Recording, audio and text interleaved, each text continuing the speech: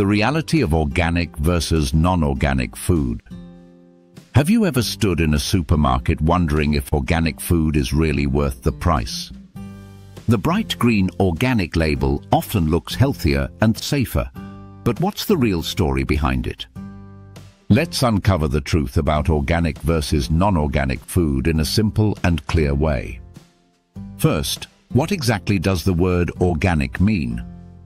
Organic farming avoids using synthetic chemicals, fertilizers, pesticides, or genetically modified seeds. Farmers rely on natural compost, crop rotation, and biological pest control. The goal is to grow food the natural way, without harming the soil or the environment. Non-organic or conventional farming uses chemical fertilizers, pesticides, and often genetically modified crops. These methods are designed to produce larger yields and reduce losses from pests and diseases. But the difference goes far beyond farming techniques. It affects what ends up inside your body and how your body responds to it. Studies show organic foods often have slightly higher levels of antioxidants and nutrients. They also contain lower levels of pesticide residues. Non-organic foods, on the other hand, can have traces of multiple pesticides even after washing. These chemicals may not cause immediate harm, but long-term exposure adds up. Over years, pesticide residues can stress the liver, affect hormones, and disrupt gut health. Some studies link high pesticide exposure to fertility problems and developmental issues in children.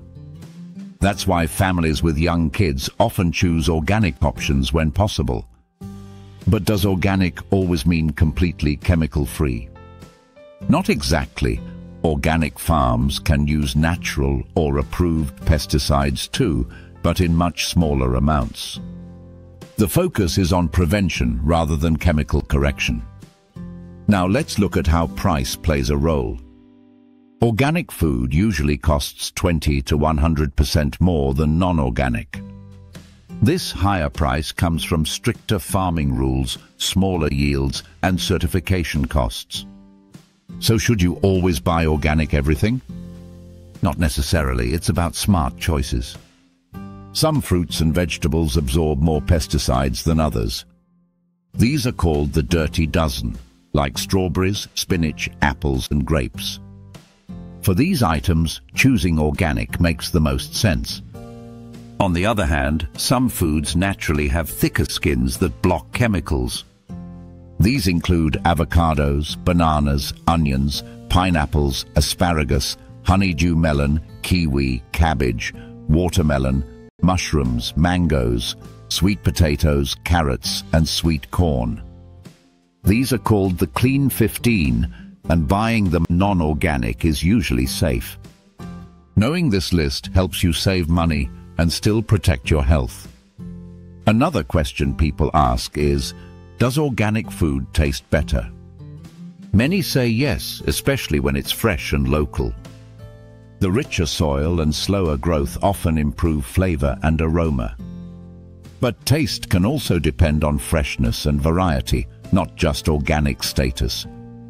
So it's not always black and white. Now let's talk about environmental impact.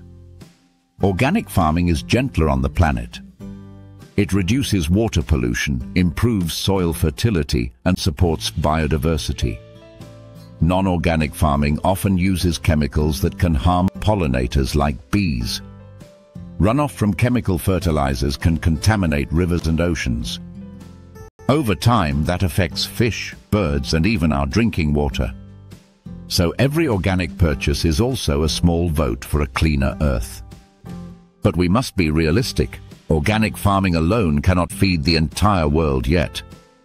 It produces lower yields and needs more land to grow the same amount of food. That's why experts say a balanced approach is best. Organic, where it matters most. Now let's discuss something everyone can do: cleaning produce. Whether organic or not, washing fruits and vegetables properly is essential. Always rinse under running water for at least 30 seconds. Use a soft brush for tough-skinned produce like apples and cucumbers. For leafy greens, soak them in water with a little salt or baking soda for a few minutes. This helps loosen dirt and pesticide residues. You can also use a vinegar water mix, 1 part vinegar to 3 parts water. After soaking, rinse again with clean water to remove the vinegar taste. Never use soap or bleach. They can be harmful if ingested. Remember, washing reduces but may not completely remove all chemicals. That's why buying organic for certain foods can make a real difference. Another way to reduce risk is to peel fruits like apples or cucumbers. But peeling also removes fiber and nutrients, so do it only when necessary. Now, what about animal products? Organic milk, eggs and meat come from animals not given antibiotics or growth hormones. They are also fed organic feed without pesticides or GMOs. This results in cleaner, more natural products with potentially better fatty acid profiles. Non-organic meat may contain antibiotic traces or residues that promote resistance in humans. That's why choosing organic or hormone-free animal products can be beneficial. However, buying directly from trusted local farms can be just as good, even if not certified organic. The certification label adds cost, but local farmers may still follow organic principles. So always ask questions and know your source. Let's also touch on the hidden side, packaging and storage. Organic produce spoils faster because it has fewer preservatives. Store it properly in breathable bags and avoid plastic wraps when possible. Freshness is key to retaining nutrients and preventing waste. Non-organic produce often lasts longer due to wax coatings or chemical sprays. But those coatings can trap residues beneath the surface. Another myth is that washing removes all chemicals completely. It doesn't. Some pesticides penetrate deep into the plant's tissue.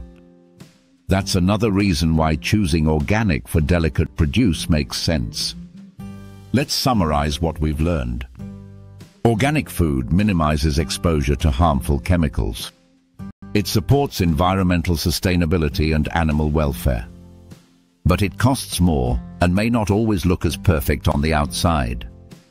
Non-organic food is more affordable and widely available, but it can come with hidden health and ecological costs. The key is balance. Go organic when it matters most and wash everything well.